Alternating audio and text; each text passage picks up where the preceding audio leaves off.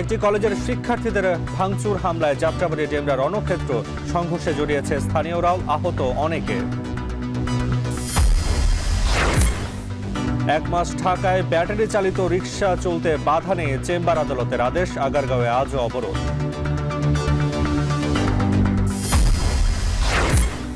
ষড়যন্ত্র রুখতে বারবার যৌক্তিক সময়ে নির্বাচনের কথা বলছে বিএনপি, বললেন তারেক রহমান। সংস্কার নিয়ে সরকারের সঙ্গে বিরোধ নেই।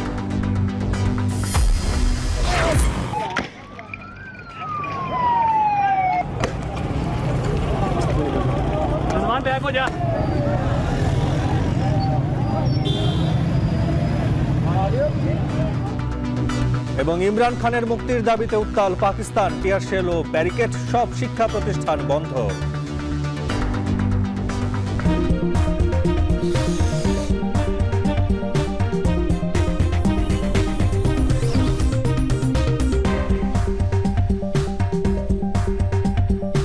স্বাগত। এখন বিকেলে পুরো আয়োজনে আপনাদের সঙ্গে আছি আমি তাসওয়ান নাফি। 3 কলেজের শিক্ষার্থীদের বিরুদ্ধে উত্তপ্ত রাজধানীর যাত্রাবাড়ি ডেমরা এলাকা। গতকাল হামলার জেরে আজ মেগা মানডে নামে কর্মসূচি দেয় কবি নজরুল ও সোহরাওয়ার্দী কলেজের শিক্ষার্থীরা। এক পর্যায়ে যাত্রাবাড়িতে মাহবুবুর রহমান মোল্লা কলেজের সামনে জড়ো হয়ে হামলা ও ভাঙচুর চালায় তারা। এ সময় দফায় দফায় সংঘর্ষে উভয় পক্ষের বেশ কয়েকজন শিক্ষার্থী আহত হয়েছে। পরিস্থিতি নিয়ন্ত্রণে পুলিশের সাথে যোগ দেয় সেনাবাহিনীও। বিস্তারিত প্রতিবেদনে। রোববার কবি নজরুল ও সোহরাওয়ার্দী কলেজে হামলার ঘটনা ঘটেছে, যার জেরে সোমবার বেলা 12টা নাগাদ কবি নজরুল ও সোহরাওয়ার্দী কলেজের শিক্ষার্থীরা জড়ো হতে থাকেন মাহবুবুর রহমান মোল্লা কলেজের সামনে।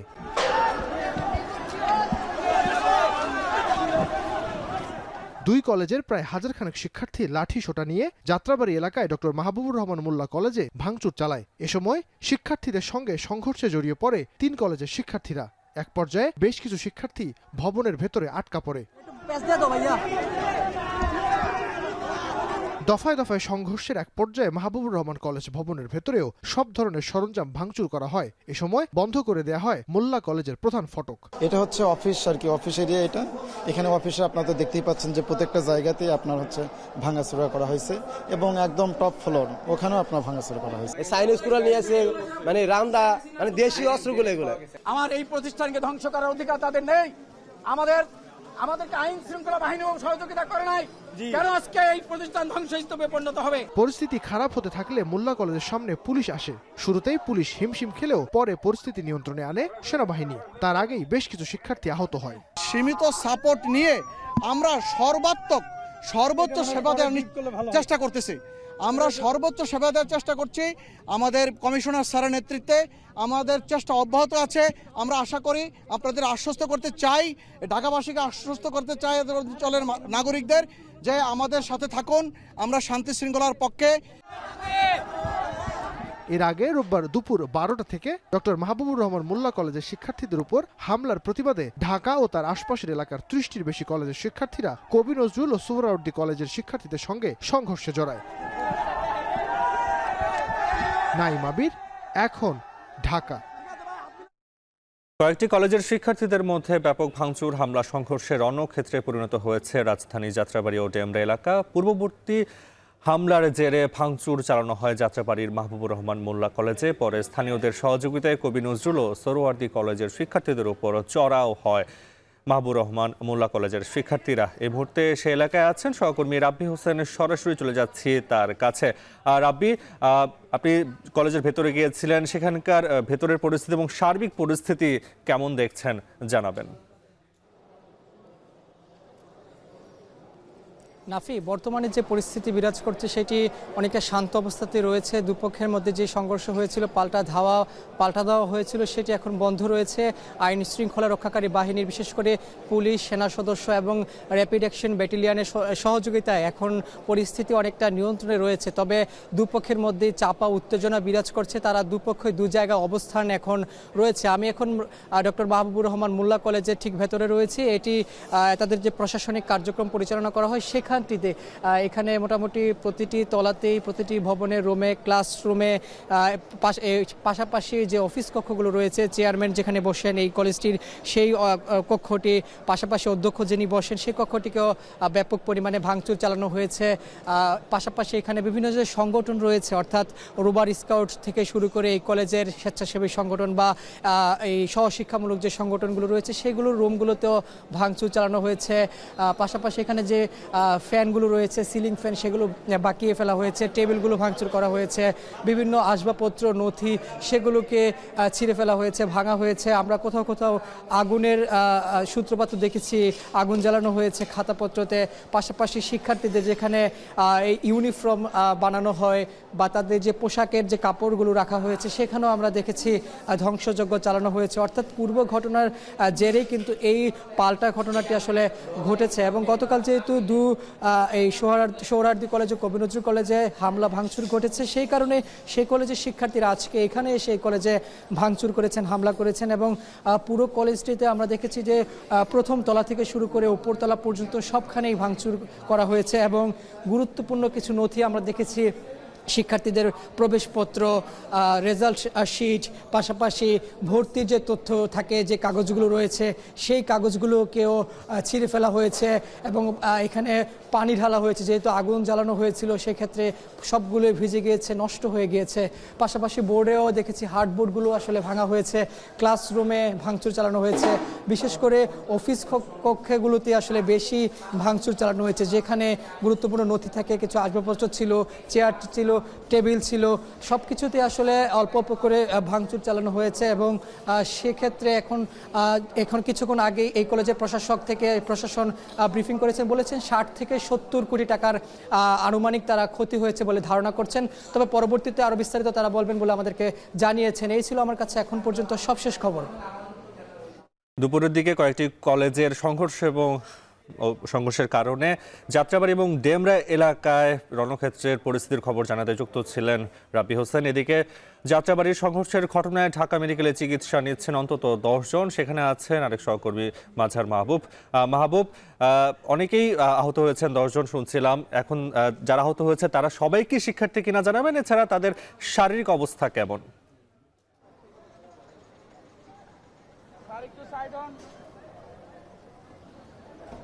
নাফি, মাহবুবুর রহমান মোল্লা সোহরাওয়ার্দী এবং কবি নজরুল কলেজের যে ত্রিমুখী সংঘর্ষ, যদিও আমরা জানতে পেরেছি যে আমাদের সহকর্মীদের বরাতে যে সেখানে কলেজ কর্তৃপক্ষ শতাধিক লোক আহত এবং 3 জন নিহতের তারা দাবি করলো। এখনো পর্যন্ত ঢাকা মেডিকেলে সর্বশেষ অবস্থা যদি আমি আপনাদের মাধ্যমে দর্শকদের জানাই যে আসলে যে এইখানে যারা কর্তব্যরত রয়েছেন পুলিশ এবং যারা চিকিৎসা কর্মী রয়েছেন তাদের সঙ্গে আমরা কথা বলতে জানতে পেরেছি যে 30 থেকে 32 জন এখনো পর্যন্ত এখানে এসে ভর্তি হয়েছেন এবং বিভিন্ন ওয়ার্ডে তারা চিকিৎসা নিচ্ছেন। তবে কেউ মারা গেছে এখনো পর্যন্ত হাসপাতালে বা মারা যাওয়া অবস্থায় তাদেরকে নিয়ে আনা হয়েছে বা আনার পর চিকিৎসক মৃত ঘোষণা করেছেন, এমন খবর কিন্তু এখনো পর্যন্ত হাসপাতাল আমাদেরকে নিশ্চিত করেনি। এবং এখানে যারা কর্তব্যরত পুলিশ কর্মকর্তা রয়েছেন তারা আমাদেরকে জানিয়েছেন যে আসলে এখনো পর্যন্ত মারা যাওয়া কাউকে হাসপাতালে কিন্তু আনা হয়নি। তবে 30 থেকে 32 জন সবশেষ আহতদেরকে এখানে আনা হয়েছে। এর মধ্যে পথচারী, এর মধ্যে শিক্ষার্থী এবং কলেজের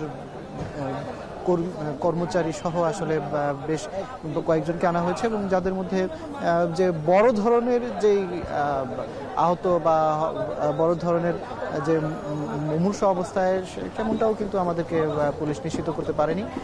যে আসলে যাদেরকে চিকিৎসা দেওয়া হচ্ছে তারা শরীরের বিভিন্ন অঙ্গে, মাথায়, হাতে বা বিভিন্ন জায়গাতে সংঘর্ষের যে চিত্র সেটি দৃশ্য রয়েছে, যে কিন্তু যে মর্মান্তিক যে অবস্থা বা মারা যাওয়ার মতো যে অবস্থা এরকম কাউকে আসলে ভর্তি করা হয়েছে এমনটাও কিন্তু পুলিশ আমাদেরকে এখানে কর্তব্যরত জানাতে পারেনি।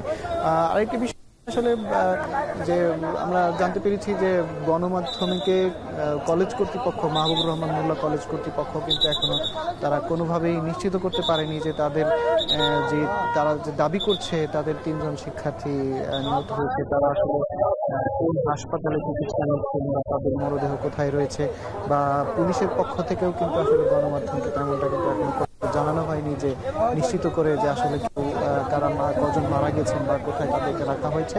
তবে ঢাকা মেডিকেলে যেহেতু আনা হচ্ছে অনেককেই, সেই জায়গা থেকে আমি আমার কাছে সর্বশেষ পাওয়া তথ্য আমি যতটা জানাতে পারি যে আসলে ঢাকা মেডিকেলে অন্তত এখনো পর্যন্ত কেউ মারা যাওয়া অবস্থায় ভর্তি হয়নি বা ঢাকা মেডিকেলে কেউ এখনো পর্যন্ত মারা যায়নি, এবং সবশেষ 30 থেকে 32 জন পর্যন্ত এখানে ভর্তি হচ্ছে এমনটাই কিন্তু আমরা জানতে পেরেছি। নাফি, যাত্রাবাড়ির সংঘর্ষের ঘটনায় বেশ কয়েকজন শিক্ষার্থী ঢাকা মেডিকেলে চিকিৎসা নিচ্ছেন, সে খবর জানাতে যুক্ত ছিলেন মাঝার মাহবুব। এবার অন্য প্রসঙ্গ, দেয়া হবে বিনা সুদে ঋণ। টাকার অঙ্কটা 1 থেকে 5 লাখ, শর্ত শুধু যোগ দিতে হবে অহিংস গণঅভ্যুত্থানের সোহরাওয়ার্দী উদ্যানের সমাবেশে। এভাবেই রাজধানীতে লোক জড়োর চেষ্টা করেছে একটি চক্র। তবে এই অহিংস সমাবেশ নিয়ে প্রশাসনের সাথে ভুল বোঝাবুঝি হচ্ছে বলে দাবি করেছেন গণসংহতি আন্দোলনের প্রধান জুনায়েদ সাকি। পুলিশ বলছে যাদের ঢাকায় আনা হয়েছে তাদের ফেরত পাঠানো হয়েছে। আরিফ হোসেন জানাচ্ছেন বিস্তারিত।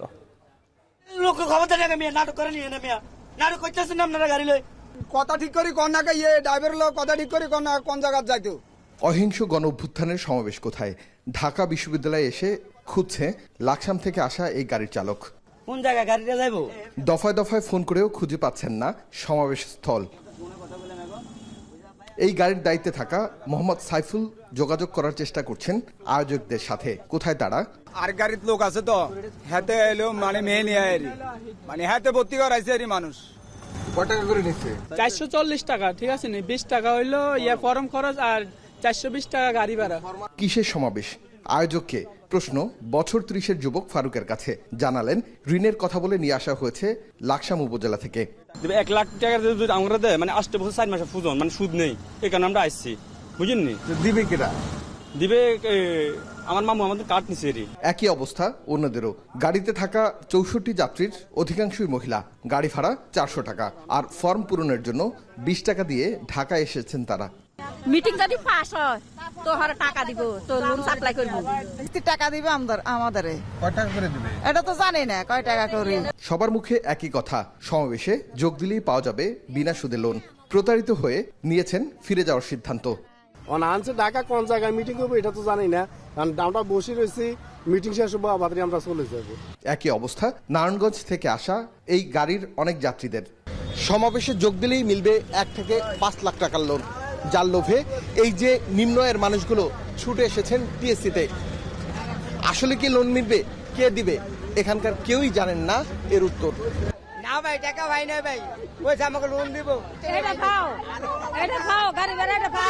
এই গাড়িতে আসা যাত্রীরা গুনেছেন 200 টাকা করে, আর ফর্মের জন্য 20 টাকা। যারা এসেছেন তাদের অধিকাংশই নিম্ন আয়ের মানুষ। এটা আর কি ডক্টর ইউনূস আর কি বলছে আপনার গরিব মানুষদের কি মানে করবো, আপনি হেল্প করবো আর কি। অহিংস গণঅভ্যুত্থান বাংলাদেশের সমাবেশ নিয়ে প্রশাসনের সাথে ভুল বোঝাবুঝি হচ্ছে বলে দাবি গণসংহতি আন্দোলনের প্রধান জুনায়েদ সাকির। এটি সরকার বিরোধী কোনো সমাবেশ ছিল না বলেও দাবি করেন তিনি। তো এই আন্দোলনের এই কর্মসূচি নিয়ে পুলিশ প্রশাসন কিংবা মানে অনেকের মধ্যে একটা ভুল বোঝাবুঝি হয়ে থাকতে পারে। আমার ধারণা যে এখানে একটা অভিযোগ উঠছে যে যারা এসছেন এখানে তাদের অনেককেই ভুল বুঝিয়ে আনা হয়েছে কিংবা তাদের কাছ থেকে নিবন্ধনের টাকা নেওয়া হয়েছে।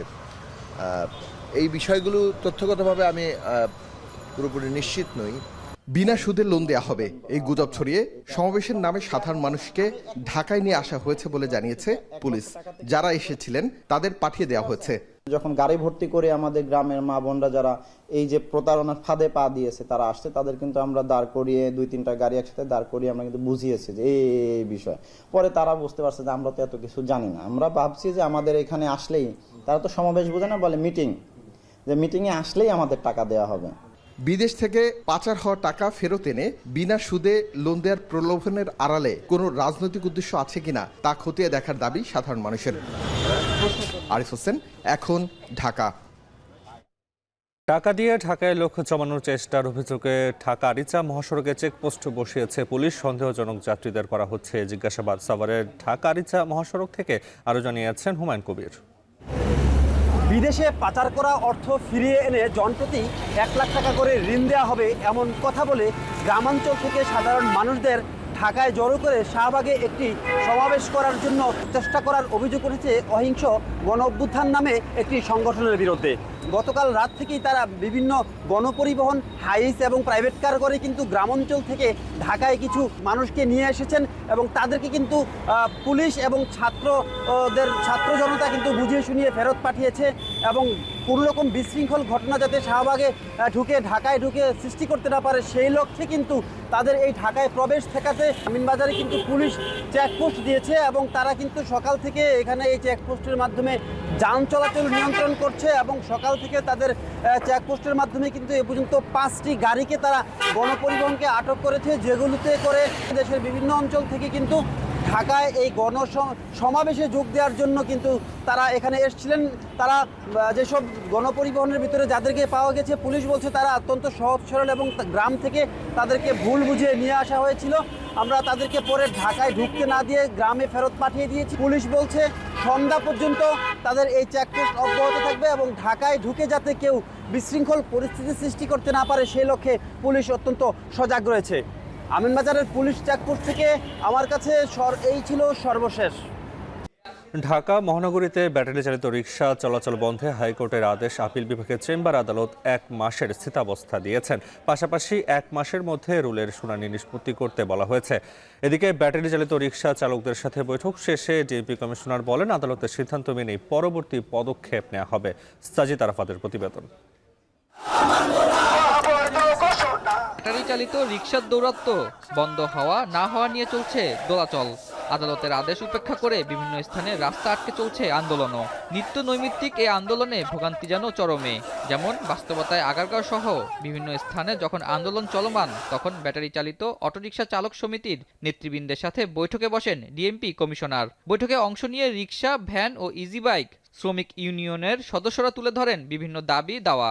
অটোরিকশায় চাঁদাবাজি বন্ধ করা সহ ব্যাটারি চালিত যানবাহনের যৌক্তিক রুট পারমিট দেয়া, ব্যাটারি চালিত যানবাহন চলাচলে নীতিমালা প্রণয়ন সহ লেন পদ্ধতি সচল করার তাগিদ দেন তারা। এসব দাবির পরিপ্রেক্ষিতে ডিএমপি কমিশনার বলেন সবকিছু নির্ভর করছে আদালতের সিদ্ধান্তের উপর। আদালত যে আদেশ দিবেন সেটাই বাস্তবায়ন করা হবে। চেম্বার আমাকে এখন খবর দিল যে কাগজ রেডি হচ্ছে। জি স্যার, বিকালে এটা চেম্বার আদালতে উঠবে। চেম্বার আদালত থেকে কি সিদ্ধান্ত আসে সে পর্যন্ত আপনাদেরকে প্লিজ ওয়েট করতে হবে। আমাকে ওয়েট করতে আমি ওয়েট করতে বাধ্য, কারণ আমি কোর্টের বিষয় নিয়ে আমার কোনো কথা বলার সুযোগ নেই। সো আপনাদেরও একই, কোর্টের বিষয় নিয়ে কথা বলার সুযোগ নেই। কমিটি করে ব্যবস্থা নেন, ওসিকে রাখেন, গণ্যমান্য ব্যক্তিদেরকে রাখেন, রাখে এই চাঁদাবাজি বন্ধ হতেই হবে। রিকশা চালকদের পুলিশের পক্ষ থেকে সব ধরনের সহায়তা ও চাঁদাবাজি বন্ধে লোকাল কমিটি করে কাজ করার আহ্বান জানান ডিএমপি কমিশনার। এদিকে হাইকোর্টের আদেশের বিরুদ্ধে চেম্বার আদালতে রাষ্ট্রপক্ষের আপিলের আবেদন করা হয়েছে। ইউনিয়ন এখন ঢাকা। অতীত স্বৈরাচার ও তার দোসররা দেশে ষড়যন্ত্র চালিয়ে যাচ্ছে জানিয়ে বিএনপির ভারপ্রাপ্ত চেয়ারম্যান তারেক রহমান বলেছেন ষড়যন্ত্র রুখতেই বারবার যৌক্তিক সময় নির্বাচনের দাবি জানায় বিএনপি। সংস্কার নিয়ে অন্তর্বর্তী সরকারের সাথে বিরোধ নেই বলেও জানান তিনি। আর অরাজকতা না করে অন্তর্বর্তী সরকারকে সহায়তার আহ্বান জানিয়েছেন জামায়াত নেতারা। ঢাকা সাংবাদিক ইউনিয়নের সাধারণ সভায় কথা বলেন তারা। আরও জানাচ্ছেন সিফাত শাহরিয়ার। কর্তৃত্ববাদী শেখ হাসিনা সরকার পালিয়েছে 3.5 মাস আগে, তবে এখনও স্থিতিশীল হয়নি দেশের সার্বিক অবস্থা। নানা আন্দোলন সংঘাতে বিপাকের সাধারণ জনগণ। গণ অভ্যুত্থানে অংশ নেয়া দলগুলো মনে করছে এসব বিশৃঙ্খলার সাথে যুক্ত পতিত স্বৈরাচার ও তার সমর্থকরা। সেই সাথে অন্তর্বর্তী সরকারের কিছু পদক্ষেপ জনগণের আকাঙ্ক্ষার সাথে না মেলায় ক্ষোভ প্রকাশ পাচ্ছে। সোমবার জাতীয় প্রেস ক্লাবের ঢাকা সাংবাদিক ইউনিয়নের দ্বিবার্ষিক সাধারণ সভায় জামায়াতে ইসলামীর সেক্রেটারি জেনারেলের আহ্বান অরাজকতা না করে অন্তর্বর্তী সরকারকে সহযোগিতা করার। এই অন্তর্বর্তীকালীন সরকারের সকল সিদ্ধান্ত, সকল পলিসি, সকল ভূমিকা সবকিছুর মধ্যে গণ আকাঙ্ক্ষার প্রতিফলন থাকা উচিত। কিন্তু 3 মাস অতিবাহিত হচ্ছে, এই ছাত্র জনতার এই রক্তদান, এই আত্মত্যাগের মধ্য দিয়ে মানুষের যে গণ আকাঙ্ক্ষার প্রতিফলন ঘটেছিল, 5ই আগস্টের যে চেতনা আমরা লক্ষ্য করছি, দুঃখজনক হলেও দুর্ভাগ্যজনক হলেও অন্তর্বর্তীকালীন সরকারের কোনো পলিসি, কোনো সিদ্ধান্ত সেই গণ আকাঙ্ক্ষার সাথে মিলছে না, সেই গণ আকাঙ্ক্ষার প্রতিফলন ঘটছে না। কোনো দল নয়, কেবল জনগণের আশা আকাঙ্ক্ষার কথা বলার আহ্বান জানান রাজনৈতিক নেতারা। এদেশের গণতন্ত্রের ভিত শক্তিশালী হওয়া মানেই আমাদের দেশে আমাদের সাধারণ মানুষের যে ইজ্জত, যে সম্মান, সেটি বাড়িয়ে তোলা। জাতীয় গুরুত্বপূর্ণ বিষয়ে ফ্যাসিবাদ বিরোধী যে চেতনা, সেই চেতনাকে ধারণ, লালন, চর্চা, অনুশীলন করেই আগামী দিনের নতুন বাংলাদেশের ভিত্তি স্থাপন করতে হবে এবং এই জন্য জনগণের গণতান্ত্রিক সরকার প্রতিষ্ঠা করতে হবে। সেই জন্য ঐক্যবদ্ধ থাকার কোনো বিকল্প নেই। দলবাজি করতে করতে এমন একটি পর্যায়ে আমাদেরকে নিয়ে গিয়েছি, নিচে নামিয়েছি, যে এখন আমরা অমুকের সাংবাদিক, মানুষের, জনগণের যে সংবাদপত্র, জনগণের যে সাংবাদিকতা, সেটা অনুপস্থিতির কারণেই প্রেস ক্লাবের এই করুণ অবস্থা হয়েছিল। অনুষ্ঠানে গণমাধ্যমের সুরক্ষা আইন, বন্ধ হওয়া গণমাধ্যমকে চালু হওয়ার জন্য রাষ্ট্রীয়ভাবে সহযোগিতা ও দ্রুত সময়ে সাগররুনি হত্যার বিচার করা সহ কয়েকটি দাবি তুলে ধরে ঢাকা সাংবাদিক ইউনিয়ন। গণমাধ্যমে একটি সুরক্ষা আইন, এরপরে দ্বিতীয় দাবি হচ্ছে সব গণমাধ্যমকে দ্রুত সময়ের মধ্যে ফ্যাসিবাদ মুক্ত করতে হবে। তৃতীয় দাবি হচ্ছে গণহত্যায় উস্কানিদাতা সাংবাদিক এবং গণমাধ্যমকে বিচারের আওতায় আনতে হবে। চতুর্থ দাবি হচ্ছে সাগররুনি হত্যার বিচার অবিলম্বে সম্পন্ন করতে হবে। শেষে ভার্চুয়ালি যুক্ত হয়ে বিএনপির ভারপ্রাপ্ত চেয়ারম্যান তারেক রহমান বলেন, ষড়যন্ত্র রুখতে বারবার যৌক্তিক সময়ে নির্বাচনের কথা বলে বিএনপি। সংস্কার নিয়ে অন্তর্বর্তী সরকারের সাথে বিরোধ নেই বলেও সাফ জানিয়ে দেন তিনি। আওয়ামী লীগ স্বাধীনতা একসাথে যায় না। আওয়ামী লীগ আর গণতন্ত্র একে অপরের শত্রু। অপরদিকে বিএনপির কাছে গণতন্ত্র, বাক, ব্যক্তি আর স্বাধীনতা, সংবাদপত্রের স্বাধীনতা নিরাপদ। প্রিয় সাংবাদিক বন্ধুগণ, বিতাড়িত স্বৈরাচারের পলায়নের পর গণতান্ত্রিকামী জনগণের আকাঙ্ক্ষা পূরণে এক বিশাল দায়িত্ব নিয়ে আজকের অন্তর্বর্তীকালীন সরকারের যাত্রা শুরু হয়েছে। পতিত স্বৈরাচারের আমলে স্বাধীন সাংবাদিকতা হয়নি উল্লেখ করে পরিবর্তিত পরিস্থিতিতে বস্তুনিষ্ঠ সাংবাদিকতার আহ্বান জানান বক্তারা। সিফাত শাহরিয়ার, এখন, ঢাকা। চ্যালেঞ্জ নয়, নির্বাচন কমিশনের দায়িত্বকে সুযোগ হিসেবে দেখছে নতুন নির্বাচন কমিশনাররা। সুষ্ঠু নির্বাচন আয়োজন করতে ইসি দায়বদ্ধ বলে মন্তব্য করেছেন নির্বাচন কমিশনার অবসরপ্রাপ্ত brigadier general Abul Fazal Mahmud Sanaullah. EC কর্মকর্তাদের সঙ্গে বৈঠক শেষে তিনি এ কথা বলেন। বেলা 11:30টায় আগারগাঁওয়ে ইসি সচিবালয়ের সম্মেলন কক্ষে কর্মকর্তাদের সঙ্গে পরিচিতি ও মতবিনিময় সভা করে নবগঠিত নির্বাচন কমিশন। বৈঠকে প্রধান নির্বাচন কমিশনার এএমএম নাসির উদ্দিনের নেতৃত্বে অংশ নেন অন্য 4 নির্বাচন কমিশনার। নির্বাচন কমিশন সচিব থেকে শুরু করে ইসি সচিবালয়ের সকল পর্যায়ের কর্মকর্তারা সভায় উপস্থিত ছিলেন। বৈঠকে কর্মকর্তাদের সাচিবিক দায়িত্বের ব্যাপারে খোঁজ খবর নেন নতুন নির্বাচন কমিশনাররা। পাশাপাশি নির্বাচনের প্রক্রিয়া ও বিধিবিধানের বিষয়ে কমিশনারদের অবহিত করেন ইসি কর্মকর্তারা। বৈঠক শেষে নির্বাচন কমিশনার আবুল ফজল মোহাম্মদ সানাউল্লাহ সাংবাদিকদের সাথে কথা বলেন। ভালো নির্বাচন দেওয়ার কোনো বিকল্প নেই বলেও মন্তব্য করেন তিনি। আমরা কি চাই ভবিষ্যতে সেটা নিয়ে কথা বলেছি এবং আমাদের চাওয়া ভেরি সিম্পল, একটা সুন্দর নির্বাচন। এটা নিয়ে কথা বলেছি। আমাদের দায়িত্ব পালনে বিভিন্ন পর্যায়ের অফিসারদেরকে মাননীয় সিইসি মহোদয় দিক নির্দেশনা দিয়েছেন এবং একনিষ্ঠতা, সততা, জবাবদিহিতার ব্যাপারে আলোকপাত করা হয়েছে।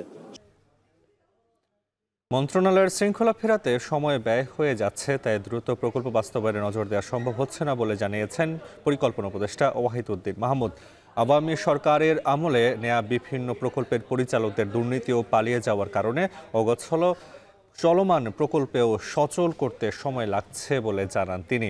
সকালে এনইসি সম্মেলন কক্ষে প্রধান উপদেষ্টা ও একনেকের চেয়ারপারসন ডক্টর ইউনূসের সভাপতিত্বে একনেক সভায় 5,915 কোটি টাকার 5টি প্রকল্প অনুমোদন দেওয়া হয়। এর মধ্যে সরকারি অর্থায়নে 1,095 কোটি টাকা ও বিদেশি অর্থায়ন 787 কোটি টাকা। একনেক সভা পরবর্তী সংবাদ সম্মেলনে পরিকল্পনা উপদেষ্টা বলেন, অপচয় নয় হয় এমন প্রকল্প আর বাড়ানো হবে না। আওয়ামী সরকারের রাজনৈতিক উদ্দেশ্য প্রণোদিত বিভিন্ন প্রকল্প বাতিল হওয়ায় উন্নয়ন বাজেটেও কাটছাঁট করা হবে।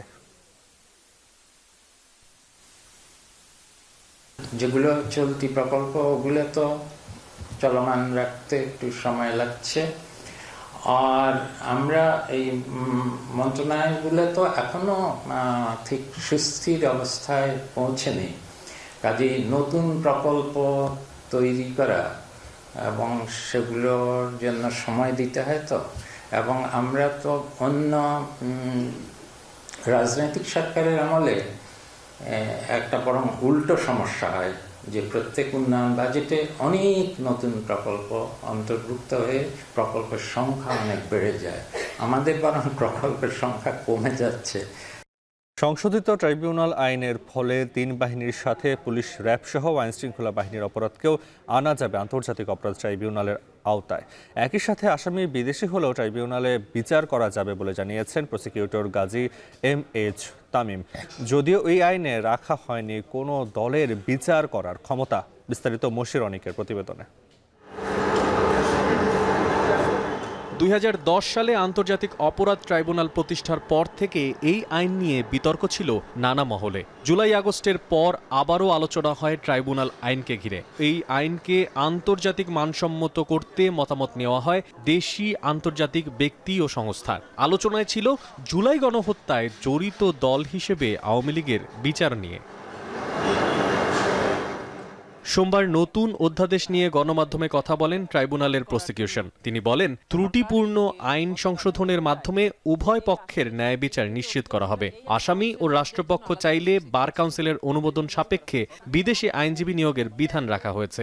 সেকশন 17 আপনারা দেখবেন যে আগে সেকশন 17-এ শুধু আসামির একটা স্টেটমেন্ট দেওয়ার সুযোগ ছিল। এখন এই সেকশন 17-কে একটা ব্রড আকারে করা হয়েছে, যেখানে একজন আসামি তার সকল প্রকার সুযোগ এই সেকশন 17-এর অধীনে পাবে। বিদেশে অবস্থানরত কেউ অপরাধ করলে কোনো বিদেশি নাগরিক কিংবা আইন শৃঙ্খলা রক্ষাকারী বাহিনী, গোয়েন্দা সংস্থা অপরাধে জড়িত থাকলেও তাদের বিচার করা যাবে। এখন যেটা করা যাবে সেটা হলো বাংলাদেশের অভ্যন্তরে থেকে অথবা বাংলাদেশের বাইরে যে কোনো টেরিটরিতে থেকে যদি বাংলাদেশের ক্রাইমস এগেইনস্ট হিউম্যানিটি বা জেনোসাইড করা হয় তাহলে তাকে বিচার করা যাবে। আবার বাংলাদেশের অভ্যন্তরে থেকে যদি কোনো বিদেশিও এ ধরনের অপরাধ করে থাকে তাকেও বিচার করা যাবে। আগে আইনের সংজ্ঞায় টর্চার, কনফাইনমেন্ট অ্যান্ড অ্যাবডাকশন সব মিলিয়ে গুমের একটা ব্যাখ্যা ছিল। এখন আন্তর্জাতিক আইনে যেটা আছে সেটা হলো ফোর্সফুল ডিসঅ্যাপিয়ারেন্স, সেই সংজ্ঞাটাকেও এই আইনের মধ্যে সংযুক্ত করা হয়ে এখন গুমের জন্য স্পেশাল বিচার এখানে করা যাবে। নতুন এই অধ্যাদেশে রোমান স্ট্যাটিউট মেনেই জাতিসংঘের বিভিন্ন সংস্থা ও আন্তর্জাতিক মানবাধিকার সংগঠনগুলোর বিচার পর্যবেক্ষণের অধিকার নিশ্চিত করা হয়েছে। যদিও সংশোধিত অধ্যাদেশে বিতর্ক এড়াতে দলের বিচার নিয়ে কিছুই উল্লেখ করা হয়নি। মশিউর অনিক, এখন, ঢাকা। উত্তরা পূর্ব থানায় গার্মেন্টস কর্মী ফজলুল করিম হত্যা মামলায় সাবেক আইজিপি চৌধুরী আব্দুল্লাহ আল মামুনের 3 দিনের রিমান্ড মঞ্জুর করেছেন আদালত। এছাড়া মোহাম্মদপুর, মিরপুর, উত্তরা থানার একাধিক মামলায় সাবেক মন্ত্রী আমির হোসেন আমু, হাসানুল হক ইনু, সাবেক সেনা কর্মকর্তা জিয়াউল আহসান ও সাবেক সচিব জাহাঙ্গীর আলমকে গ্রেপ্তার দেখানো হয়েছে। সোমবার সকালে তাদের প্রত্যেককে ঢাকা চিফ মেট্রোপলিটন ম্যাজিস্ট্রেট আদালতে হাজির করা হয়। এ সময় রাষ্ট্রপক্ষের আইনজীবী আদালতের কাছে বলেন, আন্দোলন দমনে ছাত্র জনতার উপর নির্বিচারে গুলি চালাতে সাবেক আইজিপি নির্দেশ দিয়েছেন, তাই তাকে পুনরায় রিমান্ডে নিলে গুরুত্বপূর্ণ তথ্য বের হবে। এছাড়া সাবেক সেনা কর্মকর্তা জিয়াউল আহসান আদালতে চোখ রাঙায় শুনানির সময় বাজে মন্তব্য করা সহ অশোভন আচরণ করেন বলে জানান রাষ্ট্রপক্ষের আইনজীবী। তবে আসামিপক্ষের আইনজীবীদের দাবি, রাজনৈতিক উদ্দেশ্যে আসামিদের হয়রানি করা হচ্ছে।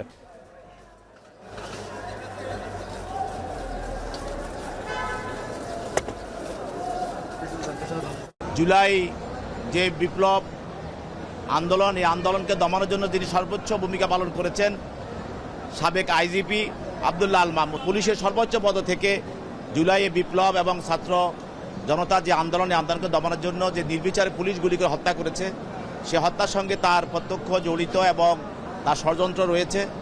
জিয়াউল হাসান এবং সে আদালতে হাসে এবং সে উদ্ধত্তপূর্ণ বক্তব্য রাখে, এটা আইসি আদালতও দেখেছেন এবং এই আদালতও দেখেছেন, এবং তার আচরণগুলো এখানে আদালতীয় আচরণ না।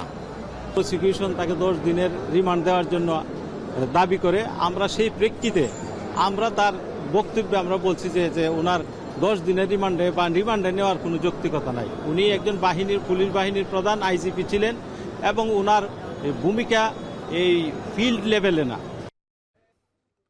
ট্রেড ইউনিয়ন করার শর্ত শিথিল সহ বাংলাদেশে শ্রম অধিকার সংক্রান্ত 11 দফার বাস্তবায়ন চায় যুক্তরাষ্ট্র। বাস্তবায়ন হলে দেশটির বাজারে তৈরি পোশাক সহ বাংলাদেশি পণ্যের রপ্তানি বাড়বে বলে জানিয়েছেন শ্রম সচিব। সচিবালয়ে মার্কিন প্রতিনিধি দলের সঙ্গে বৈঠক শেষে তিনি বলেন, আগামী মার্চের আগে শ্রম আইন সংশোধন করা হবে। সেখানে আন্তর্জাতিক শ্রম সংস্থা, যুক্তরাষ্ট্র ও ইউরোপীয় ইউনিয়নের দেয়া পরামর্শের প্রতিফলন থাকবে। এছাড়া মালিক শ্রমিকের সমন্বয়ে 18 দফা বাস্তবায়নের মাধ্যমে বায়ারদের আগ্রহ বাড়বে।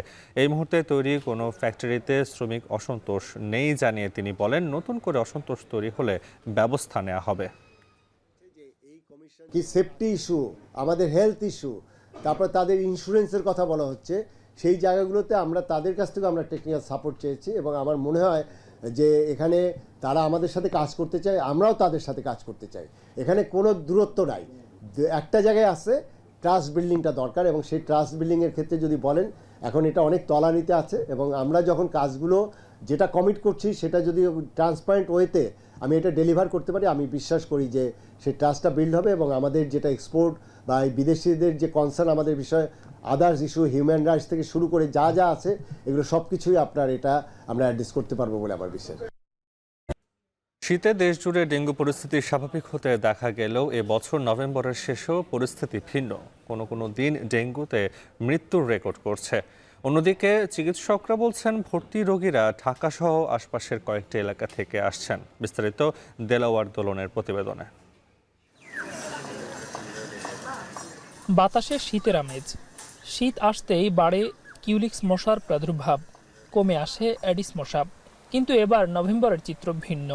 রোববার ডেঙ্গুতে আক্রান্ত হয়ে এবছরে একদিনের সর্বোচ্চ 11 জনের মৃত্যু দেখেছে বাংলাদেশ। মহাখালীর ডিএনসিসি ডেঙ্গু ডেডিকেটেড হাসপাতালের নারী ওয়ার্ড ঘুরে দেখা যায় জেলা শহর থেকে নানা উপসর্গ নিয়ে আসছেন রোগীরা। মানিকগঞ্জ জেলা অনেক আক্রান্ত হয়েছে, তা আমি দেশ থেকে আসছি। পুরুষ ওয়ার্ড ঘুরে দেখা যায় ঢাকার বাড্ডা, এয়ারপোর্ট, কড়াইল, কামরাঙ্গীরচর সহ নির্ধারিত কিছু এলাকা থেকে রোগীরা বেশি ভিড় করছেন। কর্তব্যরত চিকিৎসকরাও জানালেন একই তথ্য। ঢাকার ভিতর থেকেই আমি বলবো বেশি, বিশেষ করে ঢাকার ভিতরে আপনার যে অঞ্চলগুলো একটু বলবেন যে একটু দারিদ্র্যপীড়িত, যেমন করিল বস্তি, তেজগাঁ, তারপর মিরপুর, কালশি, এই ধরনের এলাকার রোগীগুলো বেশি পাচ্ছি আমরা। ভর্তি রোগীরা বলছেন প্রচণ্ড জ্বর, হাড়ে ব্যথাসহ একাধিক উপসর্গ দেখা দেয় তাদের। এরপর রক্তের অনুচক্রিকা দ্রুত কমে যায়। কারো কারো ক্ষেত্রে শরীরের বিভিন্ন স্থান দিয়ে রক্ত পড়ে। তাদের অভিযোগ, এলাকা ভিত্তিক মশক নিধন কার্যক্রমে ভাটা পড়ায় ডেঙ্গু সংক্রমণ বাড়ছে। ঢাকা কামরাঙ্গীরচর এলাকা থেকে আসছি। এখানে ডেঙ্গুর সংখ্যা মোটামুটি ভালোই, প্রায় বাড়িতেই এই সমস্যাটা হচ্ছে। আমার বাড়িতেই 2 জন। আমাদের উত্তরপাড়াতে মোটামুটি দেখছি, বাট এখনো আশানুরূপ তেমনভাবে কোনো ফলাফল আমি দেখি নাই আর কি।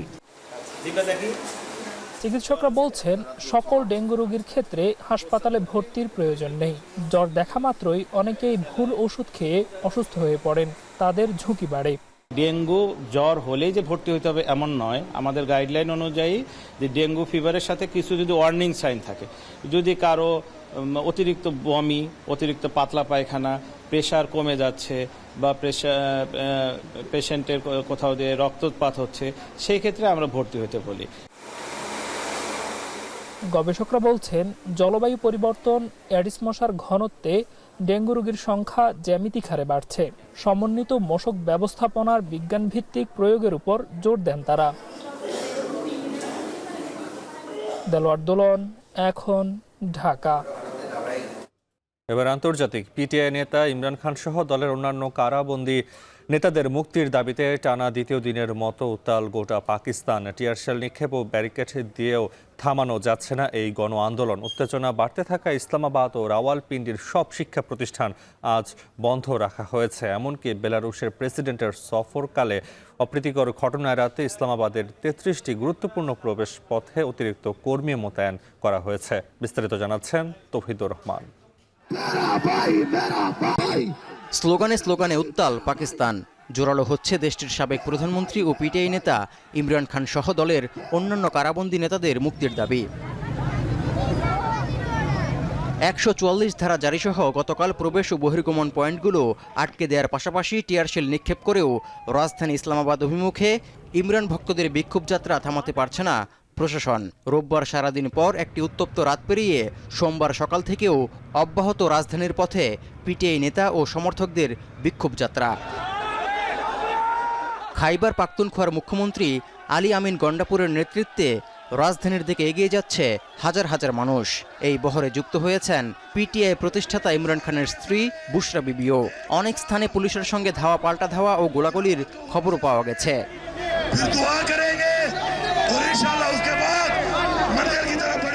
ইমরান খানকে কারামুক্তির লক্ষ্যে পিটিআই এর ডু অর ডাই শীর্ষক এই কর্মসূচিতে দ্বিতীয় দিনের মতো উত্তেজনা বিরাজ করায় ইসলামাবাদ ও রাওয়ালপিন্ডির সব শিক্ষা প্রতিষ্ঠান সোমবার বন্ধ রাখার সিদ্ধান্ত নিয়েছে কর্তৃপক্ষ। এমনকি 25 থেকে 27 নভেম্বর পর্যন্ত ইসলামাবাদে বেলারুশের প্রেসিডেন্ট ও তার সঙ্গে থাকা প্রতিনিধি দলের সফরের কারণে নিরাপত্তা ব্যবস্থা নিয়েও উদ্বেগ বাড়ছে। বিরাজ করছে থমথমে পরিস্থিতি নিয়ন্ত্রণে আইন শৃঙ্খলা বাহিনীর কঠোর নজরদারির পাশাপাশি ইন্টারনেট সেবা বন্ধ রাখার নির্দেশ অব্যাহত রেখেছে শেহবাজ শরীফ সরকার। তবে মোবাইল পরিষেবা সচল রাখা হয়েছে। এমনকি ইসলামাবাদ ঢুকতে রাওয়াত মুন্দ্রা সহ 33টি মূল প্রবেশপথে মোতায়েন করা হয়েছে অতিরিক্ত কর্মী। এর আগে গত 13 নভেম্বর জেলে বসেই এই গণ আন্দোলনের চূড়ান্ত ডাক দিয়েছেন ইমরান খান। ওই দিন তিনি তার সমর্থকদের দাবি আদায়ে 24 নভেম্বর ইসলামাবাদে জড়ো হওয়ার আহ্বান জানান, যা এখনও চলমান। তৌহিদুর রহমান, এখন বিশ্ব।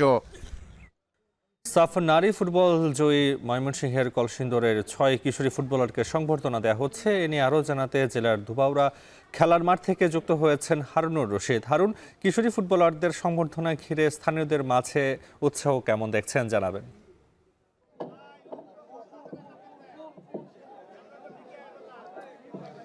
নাফি, সাফ নারী ফুটবল দলের যে ময়মনসিংহের কলসিন্দুরের 6 জন কিশোরী সদস্য রয়েছেন, সাজিদা, তোহরা, মারিয়া মান্ডা, শিউলি আজিম, শামসুন্নাহার সিনিয়র এবং শামসুন্নাহার জুনিয়র, এই 6 ফুটবলারকে কিন্তু আজকে সংবর্ধনা দেওয়া হচ্ছে ধুবাউড়া খেলার মাঠে।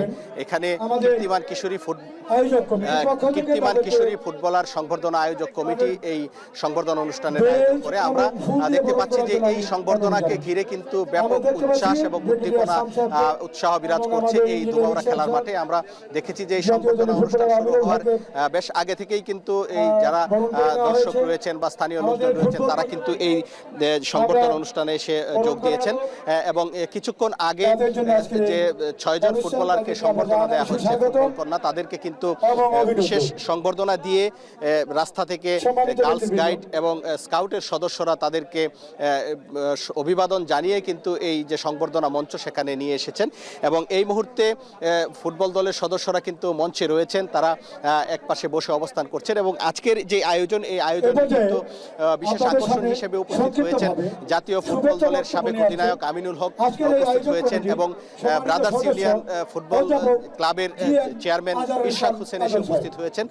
তারা আজকের এই সংবর্ধনা অনুষ্ঠানে অতিথি হিসেবে এসেছেন এবং এই যে সংবর্ধনা দেয়া হচ্ছে কীর্তিমান কিশোরী ফুটবলার সংবর্ধনা আয়োজক কমিটির আহ্বায়ক সৈয়দ এমরান সালেহ প্রিন্স, তিনিও কিন্তু মঞ্চে রয়েছেন এবং যে সংবর্ধনার অনুষ্ঠান এটি কিন্তু শুরু হয়েছে এবং আমরা দেখতে পাচ্ছি যে পাশের যে অনুষ্ঠান স্থল অর্থাৎ সংবর্ধনা মঞ্চের সামনে কিন্তু একেবারে কানায় কানায় পূর্ণ হয়ে গেছে, অর্থাৎ যে আসনগুলো রাখা হয়েছে দর্শনার্থীদের জন্য তারা কিন্তু উপস্থিত হয়েছেন এবং এখানে আনুষ্ঠানিকভাবে যে সংবর্ধনার অনুষ্ঠান সেটি কিন্তু শুরু হয়েছে। যে 6 নারী ফুটবলার সানজিদা, মারিয়া মান্ডা, শিউলি আজিম, তোহরা, শামসুন্নাহার সিনিয়র, শামসুন্নাহার জুনিয়র তারা কিন্তু মঞ্চে উপস্থিত হয়েছেন এবং তারা এক পাশে মঞ্চের এক পাশে বসেছেন তারা মঞ্চের সামনে, এবং অপর পাশে যারা অতিথি রয়েছেন জাতীয় ফুটবল দলের সাবেক অধিনায়ক আমিনুল হক এবং ব্রাদার্স ইউনিয়ন ফুটবল ক্লাবের চেয়ারম্যান ইশাক হোসেন তারাও কিন্তু উপস্থিত হয়েছেন। এবং এই অনুষ্ঠানটিকে ঘিরে কিন্তু ব্যাপক উৎসাহ এবং উদ্দীপনা বা একটি উৎসবমুখর পরিবেশের সৃষ্টি হয়েছে। এবং এই নারী ফুটবলের কথা বলতে গেলে কিন্তু কলসিন্দুরকে বলা হয় নারী ফুটবলের আতুরঘর। একটা সময় জাতীয় সাবজয়ী নারী ফুটবল জয়ী ময়মনসিংহের কলসিন্দুরের 6 ফুটবলারকে সম্বোধনা দেওয়ার খবর জানাতে যুক্ত ছিলেন হারুনুর রশিদ। শেষ করছে এখন বিকেল, তার আগে শিরোনামগুলো জানাবো আরও একবার।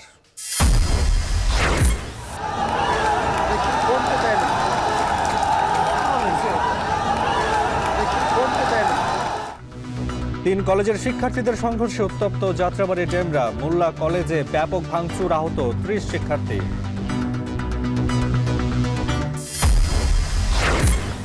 এক মাস ঢাকায় ব্যাটারি চালিত রিকশা চলতে বাধা নেই, চেম্বার আদালতের আদেশ, আগারগাঁওয়ে আজও অবরোধ।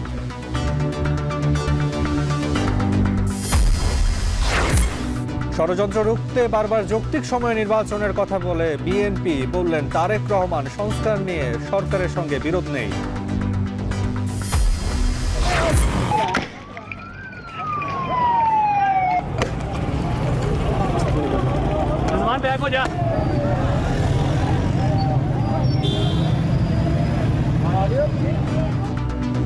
ইমরান খানের মুক্তির দাবিতে উত্তাল পাকিস্তান, টিয়ার শেল ও ব্যারিকেড, সব শিক্ষা প্রতিষ্ঠান বন্ধ।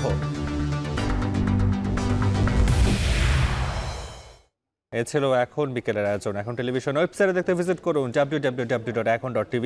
এছাড়া ফেসবুকে দেখতে ভিজিট করুন facebook.com/tv.ekon এবং ইউটিউবে দেখতে ভিজিট করুন youtube.com/echontv।